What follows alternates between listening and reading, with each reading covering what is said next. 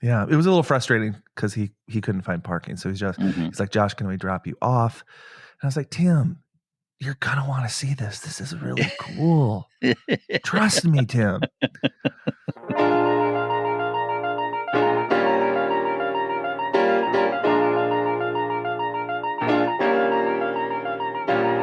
Do you love to travel? Do you love road trips? Do you love finding hidden treasures in towns all over the USA? Hi, I'm Joshua. And I'm Craig. Welcome to Treasures of Our Town. It's a podcast that explores unique and charming towns scattered throughout the United States. Guided by our love for location-based games like geocaching, join us as we venture to some of the country's most intriguing destinations, uncovering hidden gems and local secrets along the way. On today's episode, Josh, we're going to talk about our amazing hidden time at Geo Woodstock. I say hidden because of the recording again, Josh. The recording again. Oh, I can't believe it. I can't. Well, I can, but, you know, it is what it is. I know. It's so sad. It happened again. I know. And we'll talk about it because some people who are listening to this have no idea what we're talking about. We can talk about it now quickly if you like. Well, we could, but it's a part of my delay. Oh, okay. Well, then you go straight into your delays then, Jessica. Straight into your delays. Well, we always talk about our delays and our upgrades. And our delay was we had a live podcast at Geo Woodstock 21. And it was a good show. We got good feedback. Yeah. It was a big crowd. The biggest crowd we've ever had, Craig. It was like sold out. Yes. The energy was great. The podcast was great. Yep. The mics were too hot. Yes. Well, yeah. So in general, I mean, Josh, I'd even purchased ourselves a little set-top box and stuff as well to try and accommodate all that. We had I was going to say semi-professional because he doesn't do audio per se, but we had Andy with us as well, giving us a hand and. You know, he did help a lot, but the thing is, though, you can only do so much with so many things, Josh. And yes, it was the mics; they were way too hot, and everything, or the audio kept on clipping out because the crowd, Josh, was too loud. The crowd was too loud. It was a big venue, so we had to push our voices in the microphones with the system we had. And so, long end of the short of it is that the recording for our live podcast did not turn out. No. We do have a recording. That's the good thing. It's progress. It's progress. Yeah, Craig. we do. We have a recording, but it's not listenable. No, it clips out a lot. I'm talking a lot. They call it in the industry too hot. The mics were too hot. In other words, they get to a point where you can't pull back the audio. You can't pull it back because it just cuts out altogether. If it's too cold, then it's really, really quiet like this. But if it's too hot, then it clips out totally. So that's what happens. So, but either way, Josh, my suggestion, and I haven't spoken about this yet, but for next year onwards, because I'm hoping that we're going to do another live show next year at the Geo Woodstock if we get asked to, is that we don't even record it all. We just enjoy it for the live viewers, and that's it. So, what do you think about that? We could do that, or we could just try again because the result would be the same either way, right? We will for sure be able to do it live. And no, Josh, but you don't understand. I'm okay. Anyone out there listening between Josh and myself, you know, Josh is the pretty face and stuff as well, and I'm the technical guy, so I do all the tech work behind the snes. Josh, the stress level for me doing that tech work is next level. So I hear you. So maybe we try it again, or maybe we don't, because I don't want to promise and not deliver either. That's the thing. This is true. That's a really good point. And so maybe we just do the podcast live because it is a good time. I mean, that was a real highlight. Yes. And if you weren't there, what we did was we did the 25 most iconic moments in geocaching history. I thought it was a great topic. We went through it quickly. We had some interaction with the audience. It was a really good show that nobody gets to listen to except the people that were there. That's right. And we had the live Adventure Lab go live as well. Oh, Josh. yes. Mixed reviews on that. We got mixed reviews on that. Everyone after it finished, obviously it's hard. You can think about it as well. It's hard. You've got thousands upon thousands of people playing a cell phone game in a sort of, Faraday cage almost, like that we were in that big stadium. And so therefore the Wi-Fi wasn't working properly sometimes. The internet wasn't working properly sometimes that you need to log the answers to. Josh, even after it finished, I leave it open for another 20 minutes, and I got on stage while you were doing signatures and autographs and photos. I was still on stage working the audience and making sure that they all got the answers. Now, I waited for a good 2 or 3 minutes after everyone had got the answers. I waited on stage. Anyone else? Anyone? Bueller. And I got nothing back. No. And so I'm going, okay, everyone's finished. Turn it off. We still got messages back after that saying, I didn't wait around. I didn't wait around for it. I'm like, well, you didn't. Yeah. I didn't know you did that. Yeah. I was on stage for another 20 minutes, Josh, with it now live I don't on. feel as bad for all the people that came up to me later and complained to me. No. I felt bad for them. I was like, I'm so sorry that you didn't. No. I didn't have service. But you looked everybody in the eye and you were like, everyone. Hey, is everybody got it? Is everybody good? Yeah. And then you turn it off. I still remember the very last lady. She was standing right at the back, and I was eyeballing her because she was the only one that still had to do the answers. And so I was eyeballing her to make sure she'd finished first. And she looked up and she gave me the nod she'd finished. And I looked around, and nothing left. And so some people, Josh, they got up and walked out without and thought, I'll come back to it later. Well, they missed out, unfortunately. You know what I mean? And the people need to understand.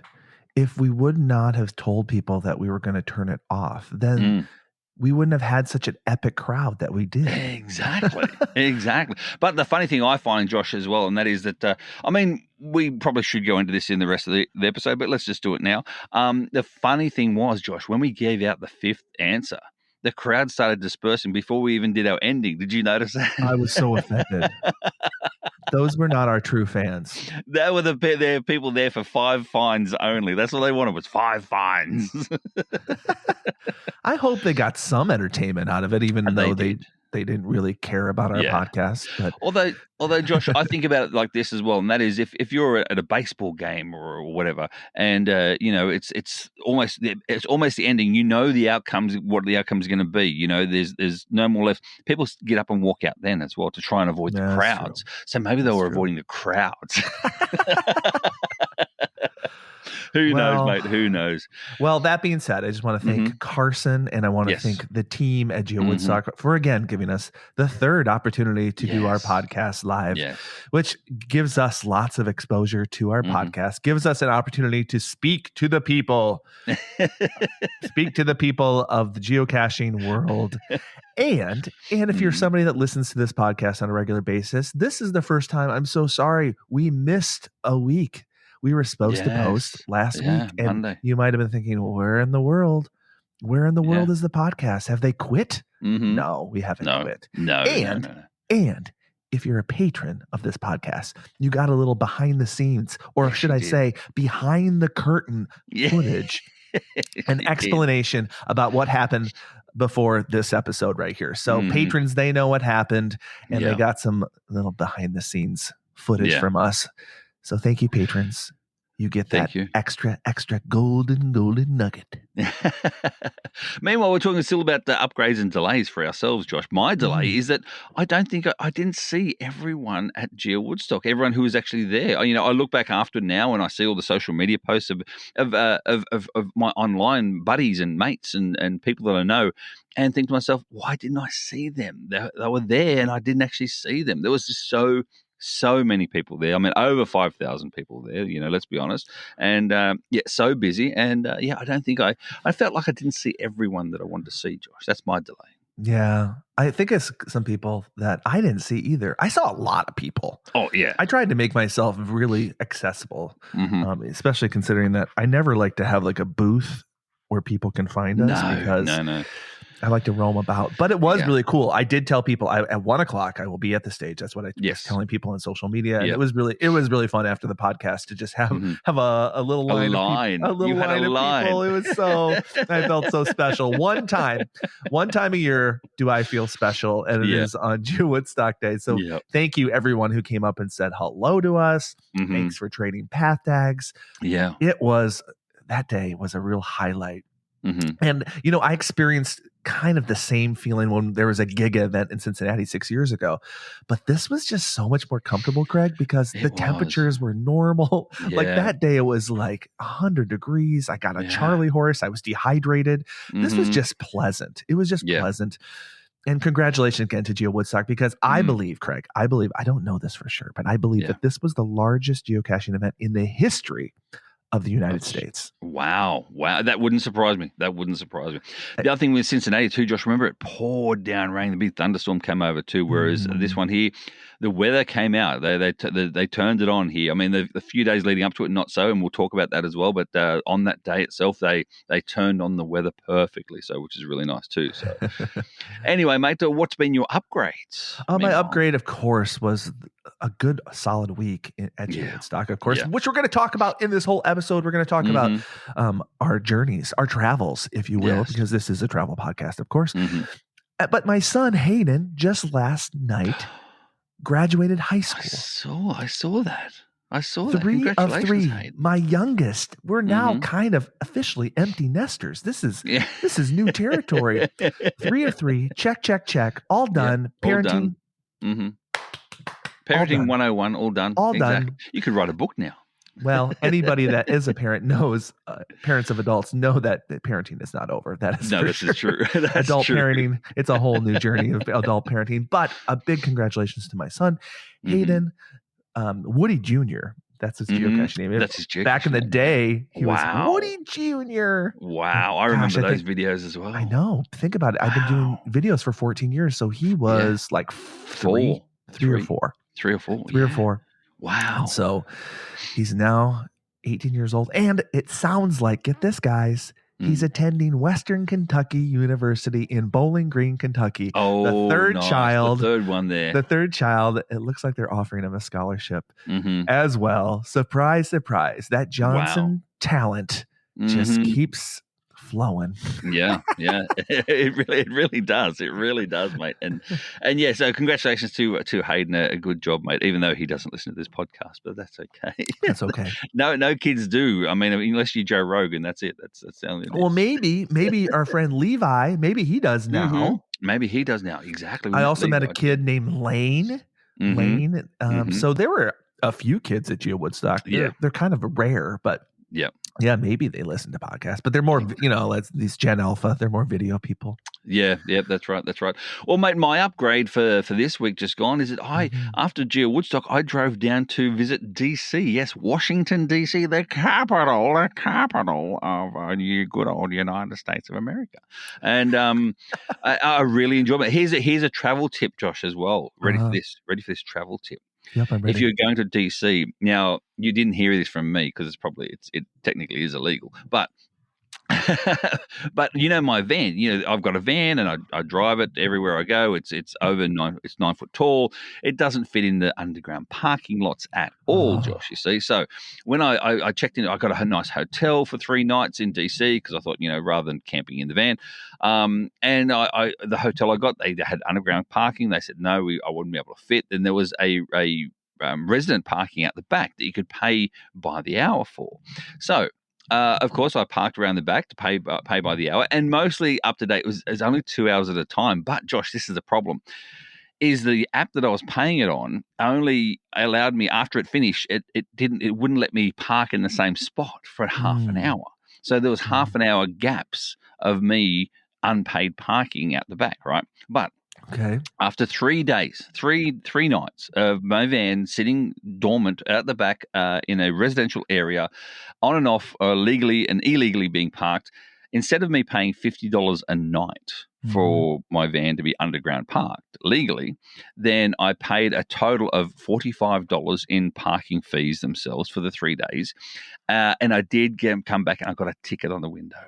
and the ticket, because it was outside the hours, the ticket was for $35.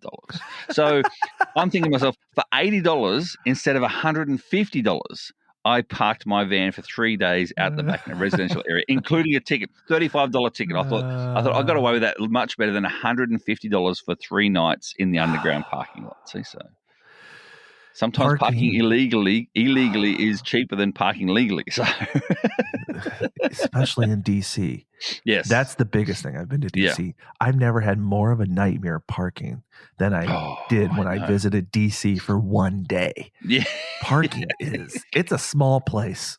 It is a small place with not a lot of parking. I remember I had to park so far away, and I walked so far to get to all the action in DC. Yeah. Well, that's the other thing I did as well, Josh, is I jumped on the hop on hop off bus for 2 days. And so on hop on hop off bus is like $35 a day. That's all it is. And you literally hop on, hop off wherever you want, sort of thing, at the spots. And it gets you around everywhere you need to go, Josh. All the virtual caches, all the earth caches that are there, all the adventure labs that are there. So yeah, I got to see plenty of places, and only walked a certain amount. So with my ankle, so it was good. Oh, there's a lot of walking in DC too. Yeah. When I visited there, I think I shared this on the podcast. I took a Segway tour, so I found a lot of the virtuals on a Segway. On a Segway, that's cool. Which was really, really fun. Yep. But we're not here to talk about DC today. No, we're here to talk about our experience at Geo Woodstock, and I'm going to add my pre-city before we get to Morgantown, West Virginia, because Morgantown, West Virginia, a little treasure, a treasure of a town. It's not little, it's a medium-sized city. A perfect topic for this podcast, because we like to focus on these medium-sized cities. But there was some pre-trippage before I got to Morgantown, West Virginia. And if you were so kind to let me share some of that too, Craig. Absolutely. As we, because we had not met up until we got to Morgantown, West Virginia. No, that's right. So, should we begin our journey? Absolutely. Your journey first, or my journey. Which would you like? Because we were both journeying at the same time, Josh. So as you were flying into Pittsburgh, I was booking into the Airbnb the day after. So I booked into the Airbnb at 1:30 in the afternoon, but you flew in the day before, didn't you? I did. I flew in on Tuesday. That's right. Tuesday night. Yes, Tuesday night you got in there. So what happened Tuesday night, Josh? Tell us about it. Well, I was coming from Tampa, Florida, just like last year. If you go back and listen, when I came into Flagstaff, I was actually in Florida for work, to go to go to the beach. The beach and work, those were the two priorities. But yes, I did fly in very late on Tuesday night, and I met our good friend, Minnesota boy, and Coach V, Rob Vardaman, because they were my ride, and they were the one that got the ride. And we got, Craig, an Airbnb. Wow. For one night. One night Airbnb. And I saw the photos of this Airbnb, Josh. Did it have an arcade inside the Airbnb, like an actual old school video arcade? What? Yes. Where did you find that one? On Airbnb. Yeah, I had, they have those one-up machines. I have one actually in my office. I have a Pac-Man machine, but they had several. I think they had like at least 10 stand-up video arcade games in the basement. This Airbnb was like, I don't know, like a Gen X dude's dream. Like it was perfect. It had, a full bar, and then it had like an arcade, and Craig, it had a hot tub. You know how we love our hot tubs. We love our hot tubs. I especially love a hot tub. Oh yeah. So we'll get to that more later. So yeah, we got our snacks. We played a little video games, arcade games, and then it was late. It was late and it was raining, but you know what? I was like, we have this hot tub. It wasn't that big a hot tub. It was more like a two-person. I went out there and I got in that hot tub, and I was the only one. Now, keep in mind, it was like, at this point, I think it was 1 a.m, but I'm like, hey, we have this hot tub. I'm going to use it. We're going to use it for one night. And yeah, it was great. Sat in there, and Minnesota boy just kind of sat on the outside on his phone, because I think they came to terms with the fact that it was maybe a little too small for more than one person. More than one. But no, I would have let him in there. I would have made some moved over for him. Exactly. Yeah. But it is what it is. that's all we did. That's all we had time for. Tuesday night was this really cool Airbnb. I wish we could have stayed there longer. It was a really cool place. What did you do Tuesday night? Did you have anything? Tuesday night? No, I was still in the van Tuesday night, and literally pretty much parked exactly where I am parked right now as we record this episode, and that is at the Bass Pro in Morgantown, West Virginia. Yeah, I'm back at the Bass Pro for tonight. In the back of the Bass Pro, that's all I was. That's where I stayed on the Tuesday night. So I see. So it had been such a long time since I had visited Pittsburgh. I probably hadn't been in Pittsburgh for like over 20 years. Mm-hmm. And you know how I love Mr. Rogers. Oh, yes. And I know, Craig, you don't have Mr. Rogers in Australia, so you don't have the same nostalgia probably. But Mr. Rogers is like, I work in the character business, Craig. I speak to kids about being a good person. So Mr. Rogers is a big hero of mine. And so Pittsburgh is the hometown of Mr. Rogers. Mm-hmm. And before 20 years ago, they did not have this thing that I've wanted to visit so bad. And it's the Mr. Rogers statue that is overlooking the river. Oh. And get this, Greg, it is also a virtual geocache. Of course it should be. So I was like, I want to just visit the statue. And Minnesota boy was a little skeptical. He's like, statue parking was tough too. And we were like, he's like, Josh, can we just drop you off? Oh, yeah. We know Tim's like when it comes to him driving, because Tim drives us everywhere. He has to, if you don't know. And it's okay, we tell about it. Tim likes to drive, but also Tim doesn't like to be a passenger. He gets a bit ill sometimes if he's a passenger. So hence the reason why he's always the driver. So which suits us to a T. Yeah, it was a little frustrating because he couldn't find parking. So he's like, Josh, can we drop you off? And I was like, Tim, you're gonna want to see this. This is really cool. Trust me, Tim. So Rob was so nice to stay back with the car, and we took turns. So Tim and we went over to the statue. And Craig, this exceeded all my expectations. Really? Because I get there. And yes, I didn't know where the statue was. I thought it was like maybe in the middle of town. I don't know. It was overlooking the river. It was beautiful. And then there was this arch, and you walk underneath this arch, and what you hear is Mr. Rogers singing songs from his show. Wow. You hear clips from the show, just talking to the kids. Nice. So it was like the spirit of Mr. Rogers is there. So, and I guess somebody told me, it was like, you were really lucky because the sound of him singing and stuff like that isn't always working. And that day it was working. Wow. It's a very immersive experience. Yeah. It was almost like a spiritual experience. It was really, really neat. And I'm so glad. And once we got there, Tim was like, "Oh, this is really cool, Josh. I'm so glad I came. Just trust me, Tim. Trust me." And he does listen to this podcast, so he'll be laughing now as we speak. I know, exactly. So then Tim went back to the car because I think I said, Tim, you got to go I texted Rob, who was waiting with the car. It's like, Rob, you got to go over here, come over here and see this. So Tim and Rob switched places. So Tim stayed with the car. And then, of course, I stayed with Mr. Rogers a little longer. I got lots of footage, lots of TikTok. I was going to say, you're going to do a video of it too that's coming out? Yeah, it'll probably come out next week because this week is a Geo Challenge week. Fair enough. So that was really cool. So then I was like, I gotta immerse myself more in the Mr. Rogers-ness. And so I went to the Heinz Center History Museum. In Heinz, you may be thinking, Heinz. Yes, it is named after the great ketchup people. As in Heinz, baked beans and ketchup. Heinz, baked beans and So because apparently they're from here too. So, I mean, could you ask for two better things to have a museum about? Mr. Rogers and ketchup? I love both of those things very much so. Yeah. There was a little display. What am I trying to say? Exhibit. There was an exhibit of ketchup and the Heinz people, but then there was an exhibit of the Mr. Rogers show, and they recreated his little apartment that the show is in. He recreated the land of make-believe. You got to see all his sweaters that he wore on the show. You got to see the real puppets from the show. Daniel Tiger puppet, who is like very, very famous. nowadays they don't have Mr. Rogers, but they have a show called Daniel Tiger's Neighborhood, which is a kid show right now. It's based off of Mr. Rogers, the original Daniel Tiger puppet. So they had all the puppets there. I got the video. They had like a wax figure of Mr. Rogers sitting there. And it was just really cool. And I was completely geeking out.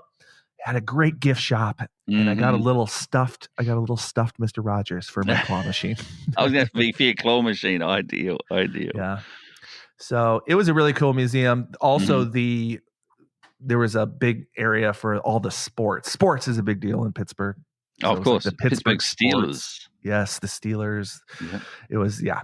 It was really cool. So glad we went. And then we saw this thing as we were looking at the Mr. Rogers statue. We saw one of those elevators like that go up the hill. Like it's almost like a little trolley elevator. Oh, yeah. I've seen those in several places. Yeah. And I'm gonna murder the name. It's Duquesne. Oh God, I'm just gonna spell it Duquesne. Yeah. Dequescent, I'm not even going to try. Dequescent Incline. Dequescent, so for Dequescent, I'll say it. So for $5, we were at the bottom of the hill, and for $5, you get to go up and back down up the hill. And like Pittsburgh is like basically like built around all these hills and stuff like that. It was so cool. It was really worth $5. And when we got to the very top, we were rewarded, Craig, with a beautiful thing. At the very top, there was a place called the Steel Mill Saloon. And we had beer. We had beers on the top of the hill. Of course. We had a destination. There was a reason to go up the hill. And on the top of the hill, it was the most beautiful views of Pittsburgh. Like you get to see all of downtown Pittsburgh. It was so cool. And then, then we got back down the hill. We found a geocache. Of course, it was a very large geocache. Yeah. And you can watch all this on Minnesota Boy's video because his video came out before mine did. Oh, he scooped me. He scooped me. That's what they say. He put it out before I could put my video out. It's okay, Tim. I forgive you. And then we decided we have to get the famous sandwich of Pittsburgh. And the Pimanti Brothers sandwich. And actually, the Pimanti Brothers was actually in Morgantown too. And can I just describe these sandwiches to you? Yeah, because they're hard to, it's unlike anything. So it's a sandwich filled with some sort of grilled meat. You can do roast beef, steak, turkey, whatever. Provolone cheese. Get this, inside of it, fresh cut French fries, a tangy vinegar-based coleslaw, tomato slices in Italian bread. It was the most unique, delicious, like talk about flavors. You got the fries, you got the coleslaw, you got the vinegar, you got the meat.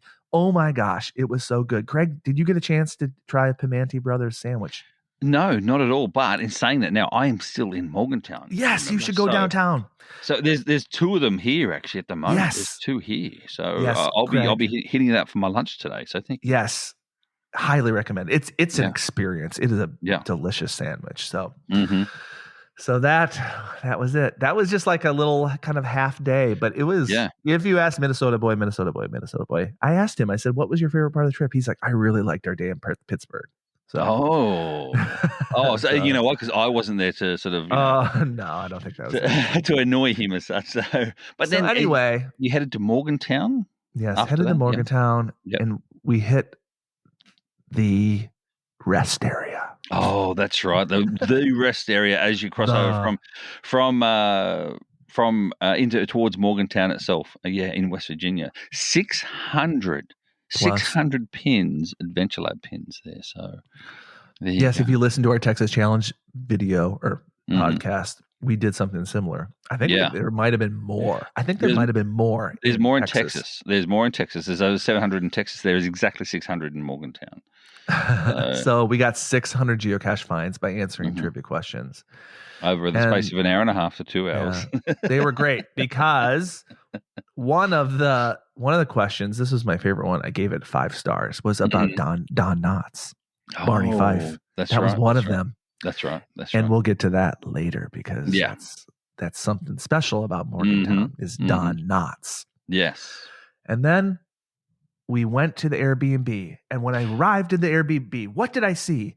I saw See My Shell bathing himself in a hot tub with a Miller High Life in his hands. And not only was that the first time he was in the hot tub, but the second time that day, because you had checked in early to the Airbnb before all of us. That's right. So the Airbnb host was kind and gracious enough to say, look, there's an early check-in. They'd finished what they need to do. So they sent us a message saying 1:30 p.m. So I was already in town. 1:30 p.m. I said, I'm going to be there. So I got there. I got there at 1:35.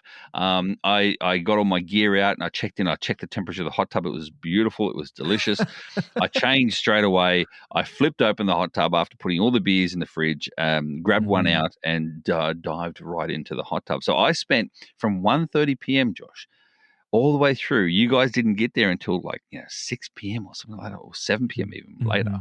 I was in and out of the hot tub for that period of time, Josh. So I wasn't shriveled up, but I did get a little dehydrated. So I'm pretty sure you wore that hot tub out. We'll talk a little bit more about that later. This is the problem. This is the only problem when you live in a van, Josh, and you don't have access to actual bath themselves, and you love a bath. I love a bath. Boy.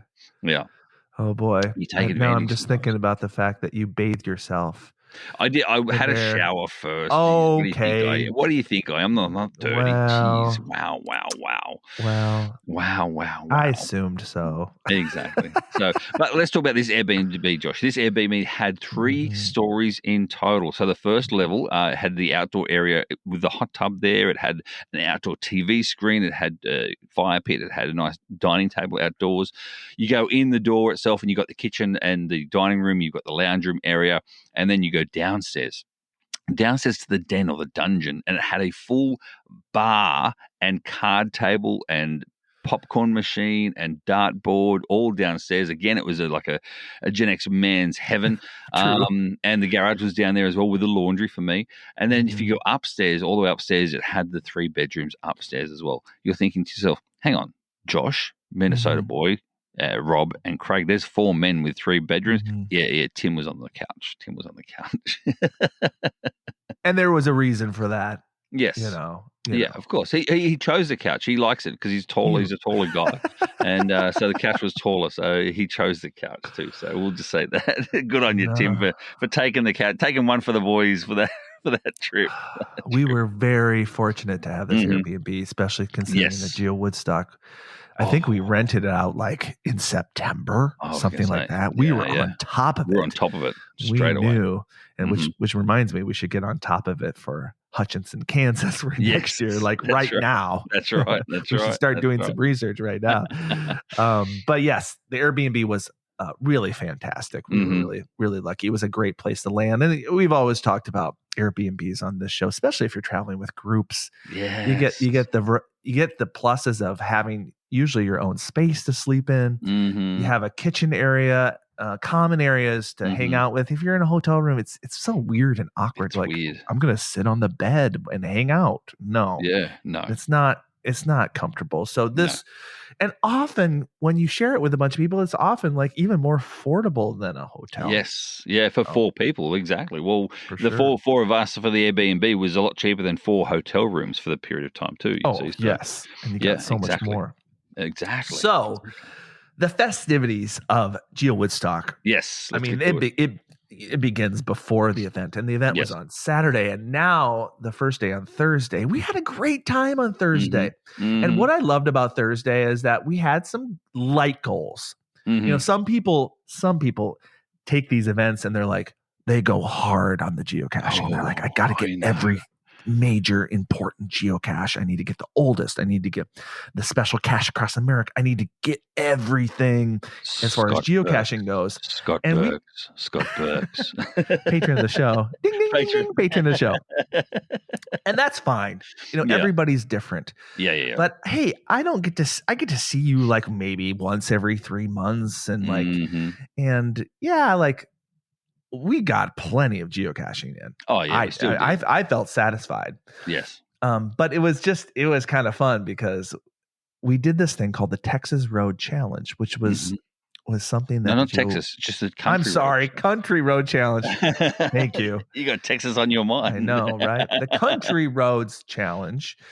And so the Geo Woodstock committee partnered with a bunch of businesses throughout the area, throughout some even the small towns, in conjunction with the Visitor Bureau of the Morgantown, West Virginia. And if you go to all 10 spots and get all 10 stamps, then you get a cool little geocoin. So it was just fun to go to all these places, all these little businesses. And we basically waited in line to find. I'm putting in quotes, find an ammo can. But it was cool because it was like almost like a moving event, Craig. Yes, yeah, I noticed that as well. And when you're in line too, sometimes some people were handing down the logbook because you had to sign the logbook like a normal geocache, but also these ones they were a letterbox sort of style cache, and so there's actually a stamp inside it, and we had to stamp our passports that we'd picked up for the Country Roads Challenge, so you can get a coin. So, and I did get a coin. I was so happy. Yes, you did. Finally, you got. I got a coin because if people got like the major package, like the VIP package, they were guaranteed a coin, but I wasn't guaranteed a coin. So it was like even more of a challenge. It's like I gotta get all these, and then I gotta get in line, and I gotta get my coin. And success, it was great. Yeah, Craig, what was your, as you think about some of the locations we go to, and we're gonna get to the Mountain State Brewing Company. We'll get to that next. Other than that one, were there any of the locations that you were like, oh, this is a really cool spot they brought us? Well, they did. They brought us to a little putt-putt golf location spot around the back of the putt-putt golf thing. But unfortunately, it wasn't open when we were doing it because I'm for sure we would have gone and partaked in the actual golf itself. But in saying that too, Josh, I did see that there was, another place was a like a coffee place and all that sort of thing too. And geocaching people being geocaching people, that coffee place was packed solid. Yeah. You couldn't even get in the door to order a coffee. So it's good that the geocaching community themselves patronaged the businesses that helped out. Patronage, is that the word? Patronage or patron? Yeah. They bought something from the businesses that helped out. So that was good to see. But yeah, I would have liked to have played a bit of putt-putt golf, only because I knew I would have actually flogged your backside again, along with Tim and Rob as well. So yeah, and what's up with that? I mean, if you owned a putt-putt golf place, and it was a spot, I mean, I'm sure they asked permission to put it on their property. They had to, of course. And you knew that hundreds of people were going to come to your putt-putt golf place, and you're not open. Yeah, I think they were open later on, but they didn't change their hours for the sake of the actual the Country Roads Challenge. I don't think that they knew exactly how many people would be going past or parking their parking lot. So what a missed opportunity. That's all. But the other place, Josh, you were saying as well, was that one of the stops was the Mountain State Brewing. Let's talk about the Mountain State Brewing, shall we? So this place was one of the 3 breweries, I'm putting in quotations because this Mountain State Brewing had a couple locations, and it wasn't actually where I don't think it was actually where the beer was brewed. No, but it was the location where you could get the Mountain State Brewing. And this place was one of the spots on the County Road Challenge, and it was the building was an old Texas roadhouse. It was exactly very clear. It was very, very clear. That was the old Texas roadhouse, and you know how I love my Texas roadhouse. And we get to that too very soon. Yeah, we'll get to that later. No good trip is taken without a visit to the old roadhouse, and this one was a very special visit. We'll get to that later. Teaser. And so this place, they had, of course, beer. How was the beer, Craig? I had one of their beers. Good. It wasn't too bad. I just had one beer as well. I had the IPA, and it was a normal sort of IPA beer. It wasn't too bad. It wasn't. It was just mediocre, borderline. It was a 4 out of 5 star rating on my Untapped. So yeah. I had a light beer, but that came after. Oh, after this place had, get this, Craig, margarita flights. Wow. Not just margaritas, margarita flights. Light of margarita. Wow. They had like 8 options of 8 different flavors. And so I picked 4 of these flavors. Craig, I'm not exaggerating when I say these margaritas were the best margaritas I've ever had in my life. Wow. They were so good. And it was at a brewery. Like I know. It wasn't even a Mexican brewery. It was just a brewery. No, they had one. They had like really fun flavors. They had a caramel apple one. So it was an apple margarita, but then they rimmed it with sugar and caramel. Are you kidding me? Caramel, whatever. Oh, Craig, it was good. Yeah.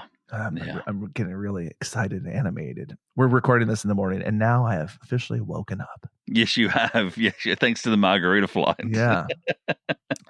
They also had really great flatbread pizza. Yes, they did. They did. Really tasty. It was really good flatbread pizza as well. But Josh, you also after that as well, or before that, I can't remember which one. It all blurs in.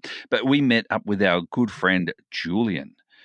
Julian from gadgetgeo.com. Yes. And he supplied you with some of your special magnets. Yes. My good friend Julian. He had created for me 3D printed geocaching vlogger magnets, exclusive. That's cool. And I've given my higher level of patrons this last year, I have given them these magnets in their little swag packs I sent them once a year.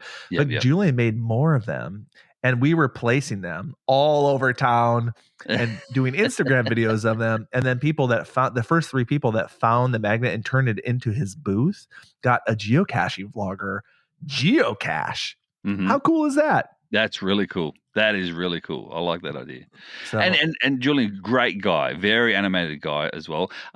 Also, if you haven't already watched, then Josh, you and I, we did a 1 hour long episode, 1 hour long live video of the actual Geo Woodstock itself as well, which Julian features in quite dramatically. We'll say that too. Yeah, so, prominently. Yeah.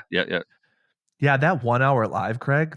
Because there was so much to see and do, and because there were so many people, I watched it back. That was like a really good live, Craig. It was. I watched it as well. It was a really good. Did you see, Josh? There was a few times there because you were too busy with, you were doing autographs, and I turned the camera around and I started talking to other people as well. So I got into the live. I started doing education as well, showing people about the bingo cards, about how to swap path tags and coins and. See, so I'm doing the education side where you do all the fluff and the fruit. The entertainment. The entertainment, you call it. Yeah, I call it the fluff. Best part was the oh my gosh, you guys, you have to watch this back. We'll put it in the show notes. I'm sure. Yeah. And you can find it if you do Geo Woodstock, West Virginia or whatever on YouTube, you'll find it. But the group picture. Yeah. I mean, there is like, I mean, not all 5,000 were there at once. But a good 1,500 to 3,000 people. That was good. A ton of people on the hill for the photo. And Craig is just egging me on. He's like, "Get the people pumped up." Yeah, so I'm running. I'm like, make some noise. Keep going. Roar of the crowd. I took one sweep by, and then Craig's like, "Do it again." I was do it again. Make some noise. And the crowd goes wild. And it's just so fun. The crowd will just do whatever I ask them to do. It was so fun. Yeah. No, that was a lot of fun. And as I said, link for that will be in the show notes, Josh. And do yourself a favor, watch the whole hour as well. An hour seems like a lot, but you watch TV shows longer than an hour. So watch the whole hour. It's a lot of fun, and you'll see a lot of what we're talking about here as well. So, and you'll see Julian too, which is really cool. Then, Josh, after that, I had to sort of partake ways from you guys. I had to move. Bye-bye. Bye-bye. I have to leave you. I have to go and pick up a friend of mine from the actual airport back in Pittsburgh. You're such a good friend. I am, mate. I am. Meanwhile, what did you do? You did a CETO and a music event? I had waited too long because if you're a geocacher, you get a souvenir for each season of CETO. So you get there's a spring one and there's a fall one. Yeah. And the last day to get it in was May 31st. Yeah. And I had not gotten a CETO yet. And I'm a souvenir hound. Yeah. And I don't miss any souvenirs. And I said, hey, we have to go to the CETO. It was the largest CETO I've ever been to because there were thousands of people at this event. It was out at the Mason-Dixon line. I saw that. What's the Mason-Dixon? For people who don't know, what is the Mason-Dixon line? I don't want to murder the history, but here's what I think it is, and then you guys can all write me and tell me how I'm wrong on my history, because Craig just put me on the spot. So the Mason-Dixon line is basically the border, I believe, between Pennsylvania and West Virginia. Mm-hmm. And I believe it is the dividing line during the Civil War between the North and the South. Mm-hmm. Does that make sense? Yes. Yeah. So I'm sure, like, I don't know the history as much as I should, but I'm sure there were many battles. Yes. There. Over the Mason-Dixon line. Sort of the line. But there's a park there. It's a major park called the Mason-Dixon. I don't know if it was a state park, but it was a big, beautiful park. And that's where this event was. The CETO event was there. And then after the CETO event, it was the Mountain Music event. Mm-hmm. And so this was a pre-event of Geo Woodstock. Mm-hmm. And we went up the hill and we hiked up like almost like a mountain. It was like Appalachian Mountain, so it wasn't that high, but we walked. I mean, got my heart going.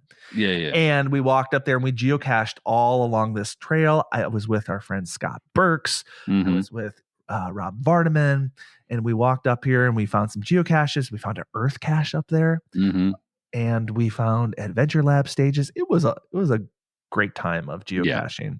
Yeah. And then we came back down, and then the event was there, and I saw geocaches there. I saw JT Coffee, who were lackeys, and they had some old-fashioned bluegrass band. And I just loved it. It was just like, it's a pure Americana. I loved it. What a cool, I really felt like this is the music that should be played in this place. And there was just, Craig, there was just so much joy. So many people. They were just and it was like this all weekend. Yeah.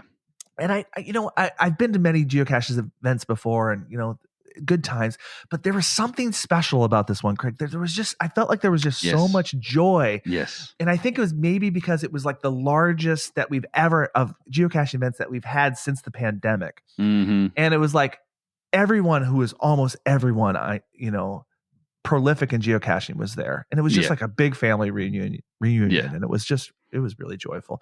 But the only person that wasn't there was you. Well, at that particular one, that's other than that, because I made my way back down afterwards as well, and I met up with you guys back at the Airbnb. And of course, what happened when I got back to the Airbnb? You guys weren't even in the hot tub yet.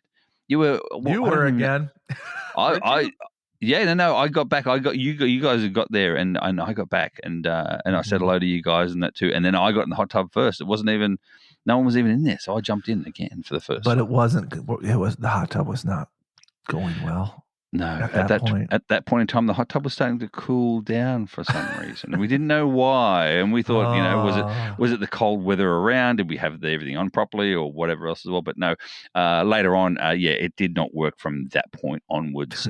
It wasn't a hot tub; it became a warm tub, and then a cold tub, and then a no tub. So we broke it, or maybe Craig broke it. No. No one broke it herself. The hot tubs apparently are like that. Sometimes they can be very finicky, and so it was a thermostat and a seal issue or something. So I don't know what happened, but either way, we move on. Roll now into Friday, Josh. This is Woodstock Eve on Friday. Friday Eve. was a little bit of a blur to me. I know. I was like, what did we do on Friday? What did we do on Friday? I know. I remember some things we did on Friday. Did you? Yes. You left us again. Didn't you at some point leave us again on Friday for something? On Friday? Yeah. No. You left us?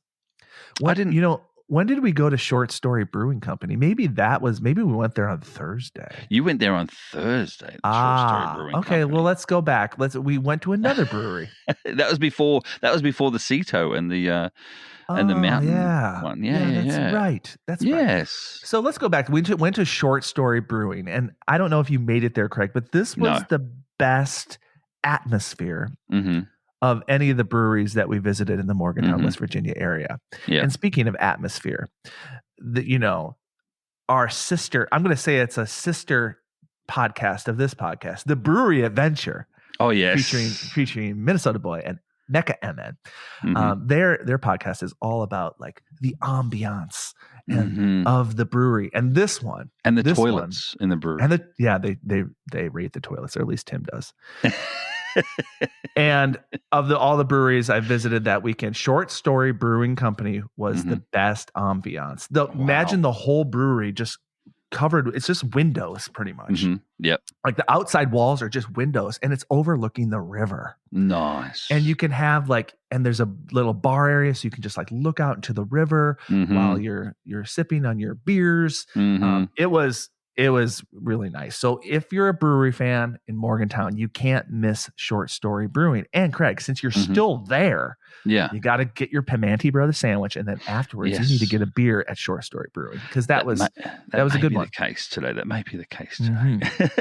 Okay, so apparently that was Thursday. That was on Thursday, exactly. Then we got into Friday. Friday we geocached around town a fair bit. We kept on geocaching, and we also went to a few events as well. We went to different events, etc. as well. I remember. I can't remember much of the morning of Friday, but we must have just went geocaching. Yeah, we geocached a lot on Friday. Yeah, we did. Okay. We did. And we also did the events as well. There was an event in the morning and an event in the afternoon, in the evening.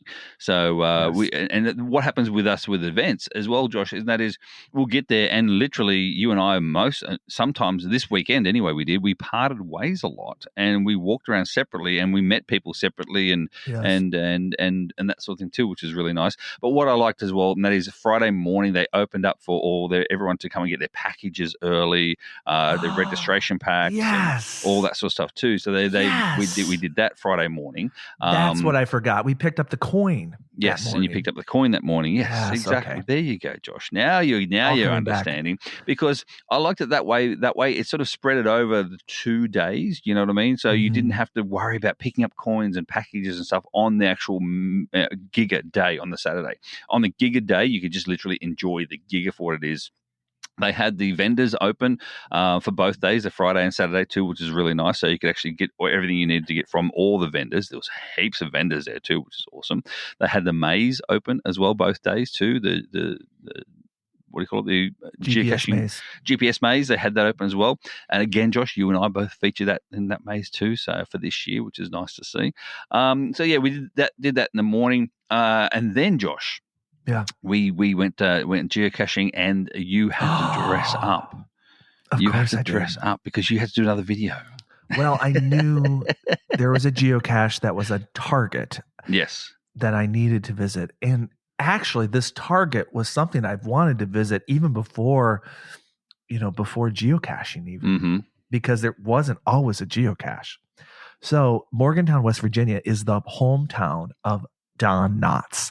Now, Craig is an Aussie. He doesn't really know a lot of American stuff like this. It's fine. It's fine. I know more American than you know Australian. This is true.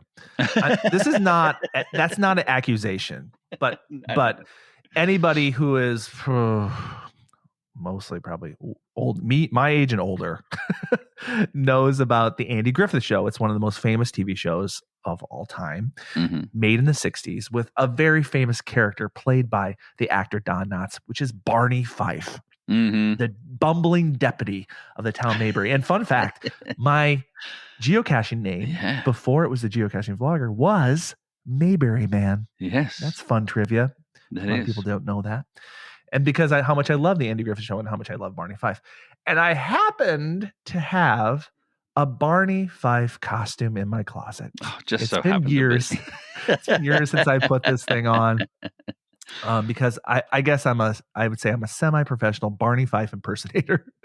Well, after this weekend, you could probably tell that with everyone getting autographs and photos and videos and Yep. Everything. Anyway, there's a statue downtown in front of the theater of Don Knotts. And it's a statue of Don as himself. But on his lap of the statue, there's the deputy hat there. Yes. Yeah. And it's a virtual geocache. So not only did I have to get a picture there, but I'm doing a full video. Full video. And I walk up to that thing in full costume and in full character. Yeah. And I have to get my picture taken. I have to get a video. And of course, there's thousands of geocachers that wanting to get this virtual too. So the whole time we were there, there's geocachers there getting their picture taken. And it was just utter joy that I had to be able to get photos with people with me in my Barney Fife costume at the statue. It made that virtual probably, hopefully, even a better experience for those that were encountering it. And I will say a big shout out to Garnet, Shane and Garnet. Yes. Great couple and also fellow patrons as well. Ding, ding, ding, ding. Ding, ding. They supplied Josh, because I'll tell you, okay, everyone doesn't know, but Josh is through and through a showman. I'll say that. And so he started, and half an hour before he even got dressed, he started with the character. He started with the character voice. He started with the character lines. He started with the character name. You then turned around and said, does anyone have a nano or a bullet? I went, what the heck are you talking about? And you go, a nano, I need a bullet. It's a main character. He needs a bullet. He needs a bullet. He needs a bullet. You looked at where you could even buy a bullet. I mean, because you can't fly with ammunition. So and I had a bullet. I had a bullet, but I had to take it out because I knew I'd get flagged at the airport. Exactly. And you only got TSA approval recently, so that you can't lose that. Right. So Shane, I told Shane and Garnet about it while you were still sort of, warming yourself up and stuff as well. And they just so happened because, they're from Louisiana, Josh. So they've got these things at their disposal. Anyway, Garnet went and got you one bullet that you needed. Yes. And she told me afterwards, Josh, she said she felt a bit bad because it's an older bullet, and so it had some tarnish on it and stuff too. So when you gave it back, she said it was clean as a whistle. You used that much, it was clean as a whistle. So, and the funny thing was that it was a hollow tip. I don't know if people that know ammo, but Barney never carried a hollow tip. But you know what? I needed it. Craig, I was right, because I turned to you guys. I was like, you guys, people are going to ask me if I don't have a bullet. It's going to get really kind of annoying, because people are going to ask me, Barney, where's your bullet? Because the character Barney is known to only he carries a gun, but he doesn't put a bullet in his gun because Andy, the sheriff, doesn't trust him. So they give him one bullet and he keeps it in his pocket. Wow. And so, but it was, if you look at any of the pictures on Facebook of me taking pictures, that bullet is perfect. I just have it right. The bullet right there, prominently in all the photos. And you were going very geocache related too, because if you couldn't get a bullet, then you're going to try and get a nano from somewhere. To have cute. A nano, that would have been cute. A geocaching nano as opposed to a bullet, which would have been cute as well. But either way, you got a lot of photos, a lot of videos, a video coming out on your channel in regards to that very soon, I dare say. Yeah, probably in a couple of weeks. Yeah, a couple of weeks' time. That's really cool. But then, Josh, there was a Munsey event as well, because we coexist. We don't just do geocache; we do Munsey stuff as well. Yes. So there was a Munsey event straight after that, at the same time as straight after the geocaching event. Because remember, the geocaching event was along the wharf, that really nice wharf area. It was cool. Yeah, down the river. Yeah, down no the van. River. No van. No, my van wasn't there. And then we walked to the Munsey event, which happened to be at that other brewery location too, which was nice. So we did that, and we did a nice little walk along the river sort of area too. So it was really, really nice, Josh. You know what was really funny about that Munsey event, Craig, was that I didn't realize till afterwards that you and I co-hosted that event. Yeah, we did. We did. Rob didn't bother telling us that we co-hosted, but apparently we co-hosted. So there we go. And down by the river was the other location of the Mountain State Brewing place. Yes. Down there. And let me just say, that place is mainly a restaurant and a brewery second. Yeah, it is. It was, people were there to eat. So it was very difficult to just get a drink. Beer. Which is unfortunate. And here's Mountain State Brewing, if you're listening, for your downtown location. Have a place where people can just walk up to the bar and just order a beer, and not have to fight through the people sitting at the bar. Have an area that says, sign, order beer here. Yeah, they would sell so much more beer, Craig, because it was a little frustrating. It took me 35 minutes to order and obtain my 4 drinks that I was buying for friends of mine as well. So I had 4 drinks over half an hour. It took over 5 minutes after they took my card to even pay for it. So their service wasn't up to scratch at all. I would not recommend downtown area like that at all, to be honest with you. They were busy. They were busy, but it was clear that the priority was food. It wasn't beer. Always food, their priority. So either way, we did that Munsey event, and then we moved on because we weren't having food there. Where did we eat, Josh? We went to the greatest restaurant chain in America, where I am a stockholder, Craig. And I'm not really, we're always talking about hidden gems, so we typically don't talk about going to chain restaurants. But this one is very, very special. And it is, of course, I've been wanting to talk about Texas this whole time. Yeah. It was the Texas Roadhouse. Now, I didn't even know this. Craig. I didn't even know this, Josh. I'll be honest. I didn't even know this, so I can actually talk about this. And that is, we go in there, and it is chock-a-block full. They said, how many in your table? We said 4. They said, 20-minute wait or whatever. Wait. Yeah. Tip. Yeah. I actually did the little app and I got reservations for our group ahead of time. Oh, that's right. So I did that, but when we got there, we got there too soon, so we still had to wait. We didn't wait too long. Meanwhile, there's this what do you call it? This table opened up. Now I didn't even know there's a thing called Willie's Corner. Is it in every Texas Roadhouse? Every Texas Roadhouse has a Willie's Corner. And basically it's Willie Nelson's corner. Willie Nelson, yeah, exactly. Yeah. I know Willie Nelson too. So anyway, this one opened up. You saw it, Josh. Your eyes bugged open. You went straight over to the servers. You whispered something in their ear. I'm not sure what sort of. I'll tell you what I whispered. I'll tell you exactly what I did. I'll reenact it right now. It was a secret handshake too, apparently. So I reenacted it. I said this. This is why I literally said this. I'm ready. I said, "Hey, I noticed that Willie's Corner just opened up. Mm-hmm. I love Texas Roadhouse. I have never gotten to sit in Willie's Corner. It would be amazing if somehow you could get our group into Willie's Corner.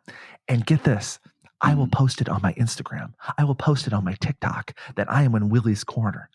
Not saying how many followers I have. I didn't do that flex, but you never know. When you just throw that out, they could be thinking, "Oh my God, this guy is famous.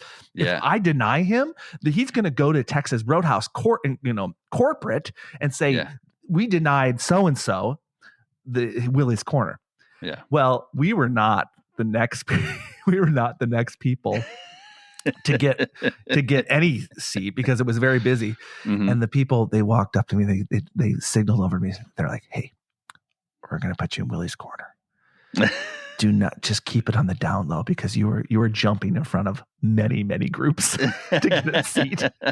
And literally a minute later, I said, "Gentlemen, follow me." And we marched our way over to Willie's Corner. Meanwhile, Josh, of course, keeping his promises as he does, he gets his phone out, starts recording. Geocaching vlogger here, and I'm going to be at Willie's Corner. I sounded really old, then. That sounded really old for you. Also, you made me sound like some Sneaky Pete from Toy Story. I know. We're going to go over here to Willie's Corner. But the funny thing was, horrible impersonation of me. Exactly. But the funny thing was that everyone was watching you. So, everyone saw you, your phone out, and they thought, "Oh, who's this influencer," they call it. And we sat at Willie's Corner, and did Willie's Corner impress you, Josh? It impressed you, did it? Yeah. I didn't realize that because I never sat in over there. No. I didn't realize the whole table was just like photos of Willie. Yeah. Like the table was Willie. And a big photo of Willie right in the middle as well. Willie Nelson in the middle too. And there's a neon sign above you that says Willie's Corner. Yeah. So that was a bucket list checked off for me. I had a lot of joy sitting in Willie's Corner. Yeah. And I think he enjoyed having you sit in his corner as well. So. Meanwhile, Josh, we moved in. We went back and didn't do the hot tub thing. We went back and it was empty. It was empty. Hot tub was empty. We had a chat and we did other things as well. Mm-hmm. And then Saturday rolled around. It was the big day on Saturday. The big day. Now, before we move on, I will say we have been an hour talking already, Josh. I'm going to say this, and that is, let's keep going. Let this episode be longer than normal because it Why needs not? It deserves it. It's a big event. It's a big event. So Geo Woodstock rolled around, the big day, the main event, the head honcho of events. So tell us about your opinion of Geo Woodstock. Firstly, the hall itself and the location and the parking. I got us, me, not Joshua, not the geocaching vlogger, no. See My Shell got us staff parking. Yes. Because that's what I do best. I that was what they call clutch. That was clutch. Staff parking, and the reason for it is because the organisers and hosts really looked after all their ambassadors. Josh, they had ambassadors from every state and almost every country around the world. Spruiking Geo Woodstock, what we're going to be doing and stuff like that too. And so having different events like post events, pre events, and so I was happy and proud to be one of those ambassadors. And so all the ambassadors got part of the staff parking. So I can't really say that I was singled out, but I will say they did do a big shout out to all the ambassadors to thank them for all their hard work, and we got staff parking, so I was happy with that. Okay, that was awesome. That was clutch. Yeah. So there was so much to do and see just inside the giant building. Yes.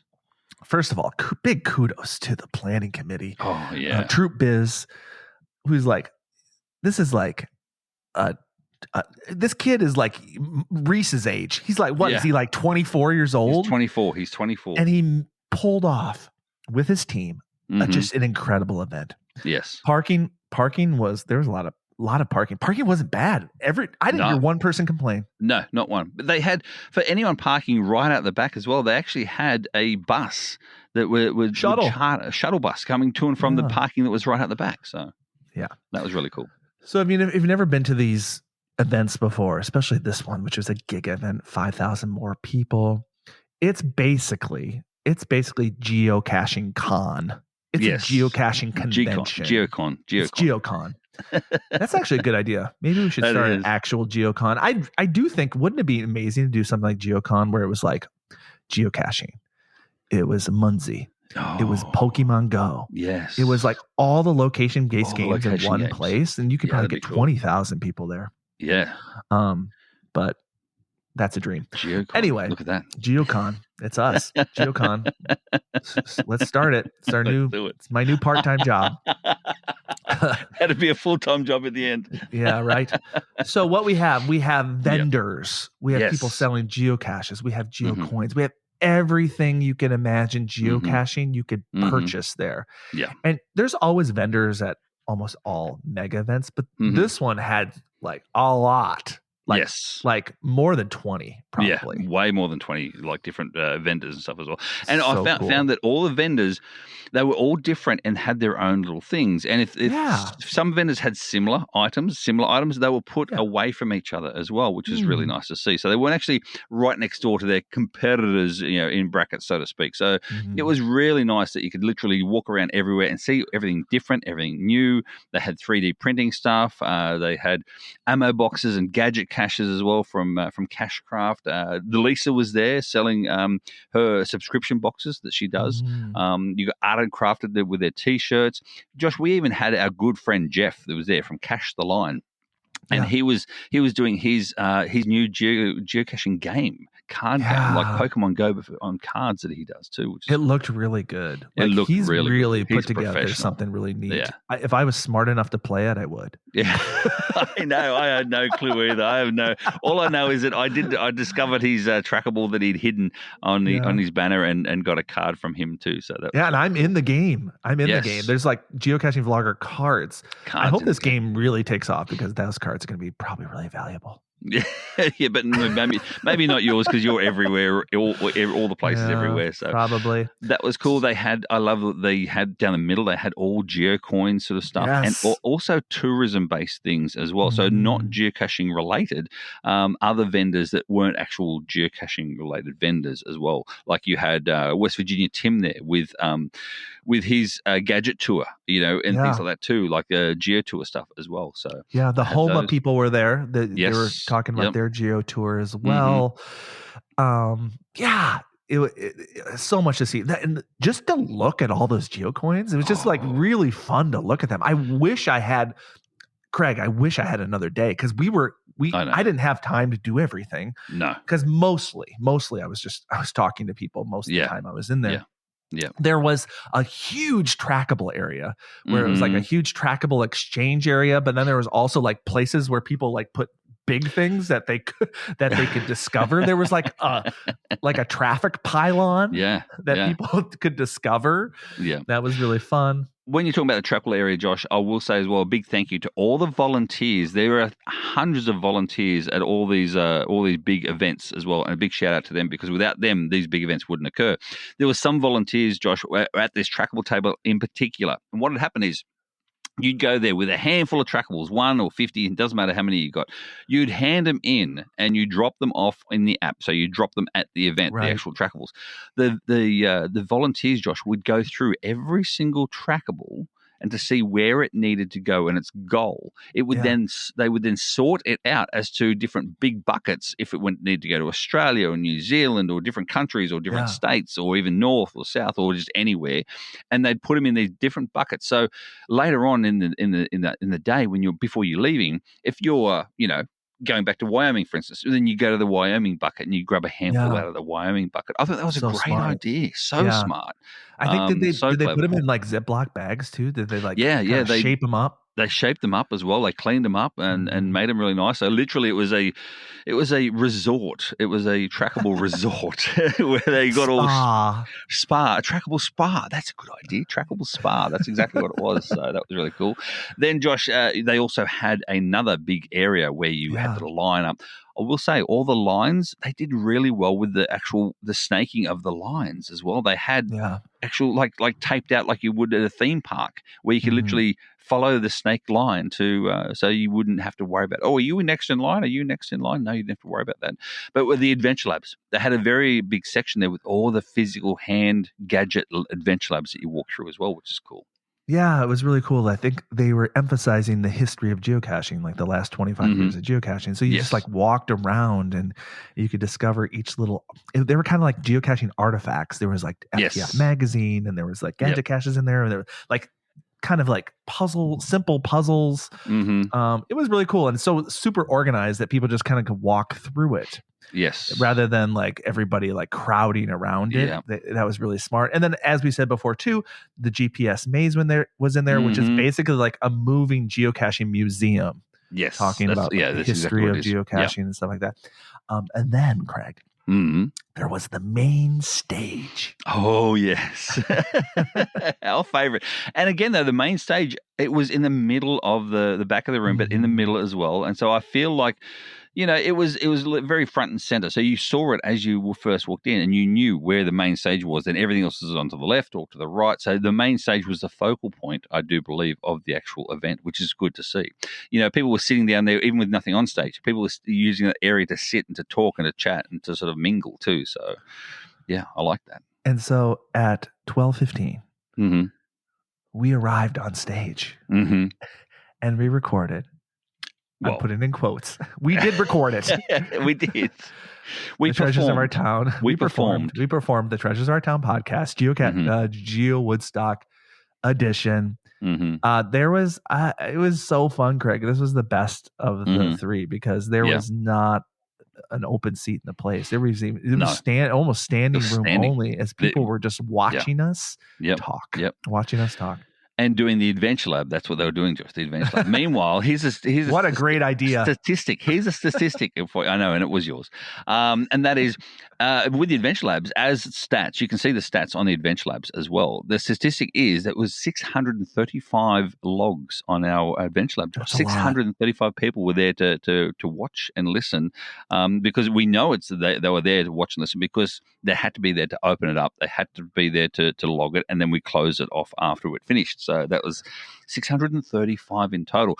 Josh, I'm not sure if you were aware or not, but I did give away as well a prize for the first to find of the last one. Yes. And congratulations as well to Chihuahua Jill, I think his name. I can't even remember the name. I didn't even put it on the log. But Josh, here we go. I was giving away a 1 year's premium membership, because that's normally, Josh, that's easy to do on the website. Totally. Not anymore. What? Yes, I've been in talks. You can't just buy somebody a... No, I've been in talks. Why not? I've been in talks with Geocaching HQ, and they don't have it. They don't have it anymore. So you can't. Mind you, you can buy someone an actual physical gift card and have it posted to them. But you can't do it digitally. So why do you want to make things more difficult? GC HQ, if you're listening, Get your act together when it comes to that, and you'll sell a lot more premium memberships. Meanwhile, Josh, I'm sending her a $30 gift card to the store instead. So we'll do it that way. Yeah, that's nice of us. Yes. She was first to find she was first to find, and she's a patron of ours too. And the reason, reason, Josh, you ready for this? Because I spoke to her. The reason why she was first to find because she found the last question or the last answer, and they were very ambiguous. These answers were extremely ambiguous, but she found the last one before we even announced it by. She listens to us every single episode. She listens to. She knows you. She knows me. She knows what we're like. And so when we come to being the number one, she started typing the word "you." She started typing the word geocacher. She started typing something to do. She goes, "These boys, it is to do with us. It's to do with the people. People." So she started just chucking words in there to do with people. And then when she put geocachers, one word, then it came through, and she got FTF on it too. So there you go. It pays to listen to this podcast. That's right. And good guess. Yes. Great guess. And I will say, Josh, as well, when she came up to me, guess what? What? She was proud. She was so proud of this podcast. And she was probably proud of herself as well. That's right. And that's a rare thing these days. See, I'm doing it for you now, Josh. Damn rare thing these days. Yes.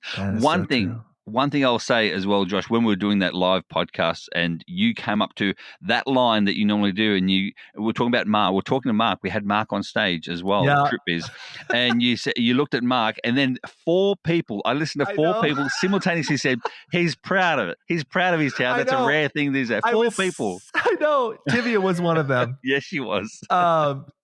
And because I was slowly setting it up, we wanted to thank him, but the whole reason we brought him up there was to be able to do that. But the people that listen to this podcast got ahead of me. They scooped me, just like Minnesota Boys scooped my video. That was funny to say. I heard it by 4 different people from all different angles, and I looked around and I just laughed and went, "Wow, these people, Josh, they start to learn you. They really do. They learn us." So. It's so funny when I did the AI cartoon of the podcast that I sent you. I had people hold a sign that says they're proud of their town. I like that too. And then another one said, "See my shell forever." Yes, well, I am. Let's be honest. So. But meanwhile, Josh, that was Munstock in a nutshell. And as that was Geo Woodstock. Geo Woodstock. Sorry, in a Munstock. Yeah. Wow, I'm looking too far in it. Geo Woodstock in a nutshell. And again, if you want to see more, the full 1 hour long live stream is on links in the show. You'll get to see all of that. It's so much fun. It is so much fun. We went to the VIP area too, even though we weren't VIPs. Yeah, we did. You even did the moonwalk backward. You even did the moonwalk backward through sneak out of there. through the adventure labs, to get that on film too. So walk through backwards. So then we were hungry. We left. The Geo Woodstock was still going. We didn't even get to hear the announcement of the next Geo Woodstock because we were. It's like. Social battery. I can be an outgoing guy and I can turn it on. Yeah. But man, talking to hundreds of people in such a short amount of time, I was tired and I was hungry. Yeah. So, when we're on these trips, we're like, we always want to get a little, we always want to get pizza once. We always want to get, Mexican once, which we did later. We want to get a little bit of everything. Mm-hmm. And so we just went to good old Jersey Mike's. Yeah. Not much to say about that. No, that's it. Done. Jersey Mike's. I had a wrap. You guys had subs. That's easy. And then we went geocaching. We went geocaching. We got our band photo. That's right. We went to a couple other geocaches. There were some great geocaches by. And then we got hungry again, and we went to a Mexican restaurant, which is great. Homemade guac. I think they just made it right there. They made it right there. The guacamole was delicious. Yep. And then we went to Munstock. What Munstock was the Munsey version of Geo Woodstock. There was, Josh, I'm going to say these are big numbers too that we had at the Munsey events. Big for Munsey. Munsey Mega event, if people don't know, a Munsey Mega is only 50 people because of the amount of people that actually play in comparison to geocaching. So 50 people is a Munsey Mega event. We had over 70 people at these events. That's good. So that's really good for Munsey. Really, really well done. And I said g'day to everyone that attended all the Munsey events as well. And it was good to see that at this, especially Geo Woodstock, Josh, you tend to find people that downloaded Munsey years ago. Yeah. And like me, I was the same. And then I went, it was not really for me, and I left it go. And then something happens, and you come back into the game, and you go, what? This game is so different now. It is so changed. It clicks. It's like, You're wow. Ooh, this is fun. Wow, this is fun now. It's more of a virtual sort of style game. It's more competition based. It's more like a video game. It's more in the real world. There's cute characters as well. So and as you always say, Josh, if Pokemon Go and geocaching had a love child, that would be Munsey. So yes, that's true. It's a great description. It's a great description of it. It's exactly what it is. And if you're a geocacher out there listening to this and you want to get back into Munsey, I think you could even just download the app and have a look. Have a look yourself. See the changes. Yeah. So that was it for that. And then, Josh, we went to Midnight Madness. Now, if people don't know, cool. Geo Woodstock have these traditions. Geo Woodstock has a tradition of a Midnight Madness, and Midnight Madness is always traditionally for an area where it's a path tag trade, it's a geocoin trade, that sort of thing too. So, and it's always afterwards. It's not at midnight. It goes from 8 p.m. to midnight. So it is not, doesn't start at midnight. So you can be there at 8 p.m. and only be there for half an hour. It's up to you. You don't have to be there till midnight itself. But it is traditionally it's a great location for path tag swaps and for social interaction, where you don't have, Josh, you don't have the TB table there. You don't have the adventure labs. You don't have all that stuff, the vendors. You know, it's literally just a room full of geocachers talking and swapping and trading. But they did it slightly different this time. They had a poker competition as well, whereby entry for the poker competition was 3 unactivated geocoins was your entry fee, right? And then once the winner pretty much takes all of the actual unactivated geocoins, guess who won, Josh? Your friend. My good friend Shane from Shane and Garnet. He took out the win and won. I think it was 47 geocoins in total. Yeah, unactivated geocoins, which is over a value of over $500. Absolutely. So that was really cool for him. Meanwhile, while that was happening, you and I, Josh, we're back on stage. What do we do? Entertaining the people.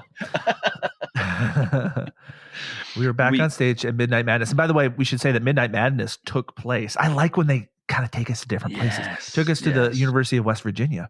Yeah. Like we were in like their commons area, like their student union, I feel like. Yes. Yeah. And there was a theater in there, and we got to take part in geocaching Family Feud. Yes. I loved it. And so what everyone knows what Family Feud is, surely. If you don't, then you have a look. But it was us. So it was yourself, me. We had Jeff from Cache the Line. We had Hailmeister from Geocaching with Hailmeister, and we had Chris from Chris of the Northwest podcast on our side. On the other side, we had 2 lackeys and 3 reviewers, I do believe. Well, 3 lackeys and 2 reviewers, one of the 2. And Josh, all I say is this.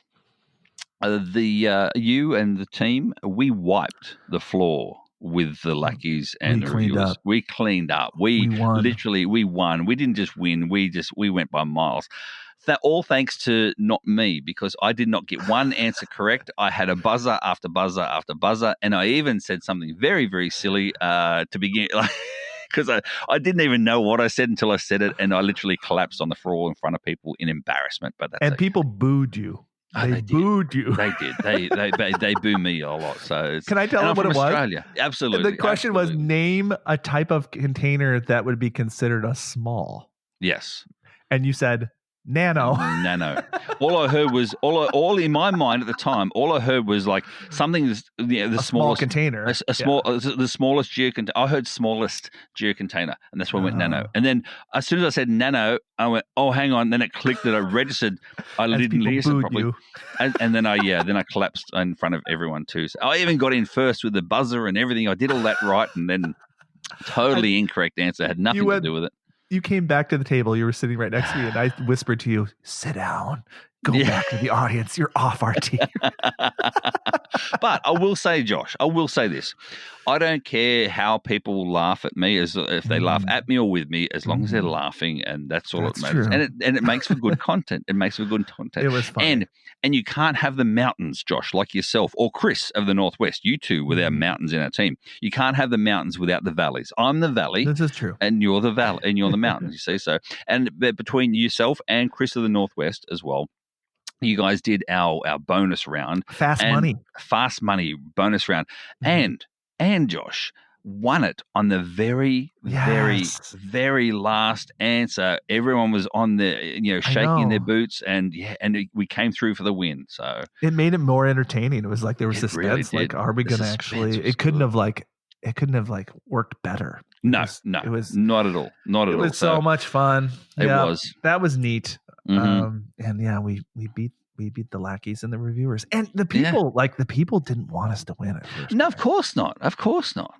They didn't. But Josh, you know why? Here's my theory of why they didn't want us to win. Because they called us influencers. I know. I don't like that. That has word. like a negative connotation to it. I don't like that word. They should have called us content creators. Content creators or media. I like media. Media. We're Media people. Media. We're media people. Not we do our own media. People are like, I don't like influencers. So because they don't like to be influenced with things. Yeah, they were not on our side. You think they would have been, but I think they came around. I think once we went into the fast money round. Well, Josh, I'm not sure if I told you this or not, but word has it, I had a little an earpiece. You know, when you're a fly on the wall, I had a little fly on the wall, Josh. At the lackeys and the reviewers afterwards. This is like hours afterwards. A little fly on the wall there told me that they were saying that they wanted, it was rigged, and they wanted the influencers to win so we could talk good about Geo Woodstock. Not true. Not true at all. We won fair and square. We're just better. That's all it is. We know things. We know what the people want.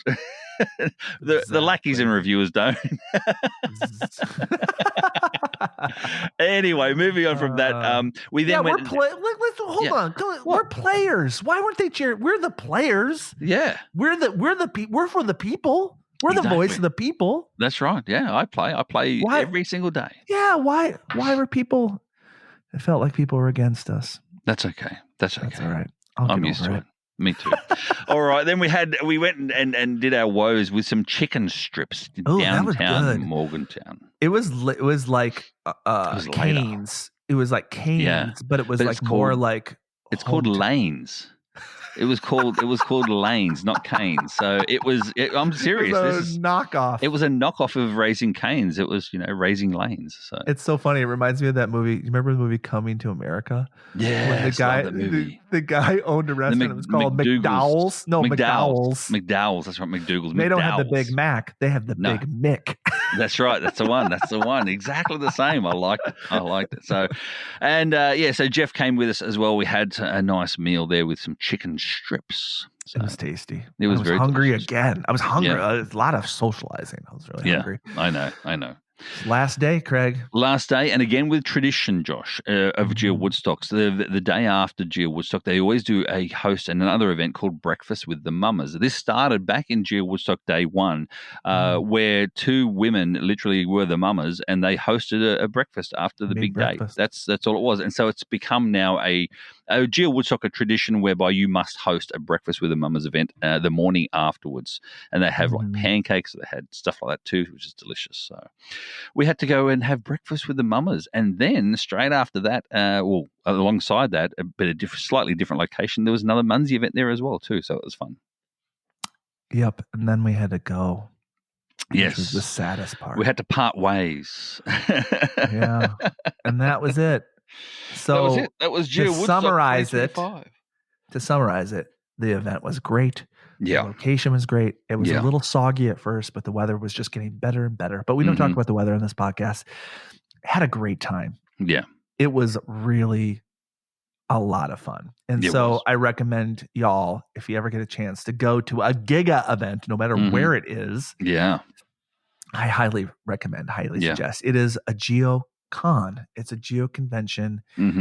And you're going to, everybody I talk to, even people are still basking in the glow on social media, still talking about it. The Geo Woodstock community group on Facebook is still very active as people are talking about what a great time it was. And again, congratulations. Thank you so much to all the organizers for a great time. A highlight a highlight of my year for sure. Yes. And don't forget that next year, Geo Woodstock is located in Hutchinson in Kansas. And if you've never been to Kansas, for instance, you want to go to Hutchinson, Kansas, it's a place to go because, Josh, there is a webcam just up the road at a place where you want to go. You've been dying to go for years now. And that is, you can do it on the Yellow Brick Road, Josh, where it's the Wizard of Oz. So the Wizard of Oz is just up the road. And then just up the road as well, you'll have the world's oldest active physical geocache called Mingo. So if you haven't got that one yet, then this is the time to go, Josh. You've got those three big things happening right there in the middle of Kansas. And people may think, oh, it's Kansas. It's in the middle of nowhere. It's a flyover state, those sort of things. But no, it is what you make it. And I do believe that between the Wizard of Oz stuff and the original, the Mingo, the world's oldest active geocache, that's going to bring a few players into Hutchinson in Kansas for next year. And I believe the closest international airport is Wichita. So Wichita, it's been a bit since I've Wichita. been to Wichita. It's fun to say. Wichita. It is. Wichita. I like it. Wichita. I like it, Josh. But either way, I'll probably be still in my van by that time anyway, so I'll be driving around. That's what I'll be doing. Exactly. All right, Josh. Speaking of patrons as well, and we saw a lot of patrons. We did see a lot of patrons at Geo Woodstock, and we do thank them for everything they do. And as you saw, Josh, a patron won the FTF because they're a patron, because they know us, because they learned us, they know what we like, they know what we were after. If and also they got to see behind the curtain. If people want that, Josh, how can they go about doing that sort of stuff? Well, if you've been enjoying our podcast, we certainly would enjoy and appreciate your support. This is a fully listener-supported podcast. Yeah. By supporting us, you help us to keep podcasting, make content better and better, no commercials. So please consider joining us. You get golden nuggets, behind the scenes footage, as Craig said. So join us at patreon.com/treasures of our town. You can find us there. And there are several levels to support us, and we would really appreciate it. Thank you so much. And Josh, how can people find us, though, if they wish to find us from there? Feel free to reach out to us at Treasures of Our Town podcast @gmail.com, or you can follow us on Facebook, Instagram, X, and YouTube. You hot tub. You hot tub. It's a new website. No. or just search Treasures of Our Town podcast on Google, and it'll take you to our Buzzsprout page. And there is a little thing you can click there, and you can connect with us directly there as well. Perfect. So that's it. It's our show for today. Please subscribe, rate, and review on your favorite podcasting app. And as always, Josh, may your travels always lead you to the most unexpected and amazing hidden gems around the world with 5,000 plus people. See you next time, everybody. Bye.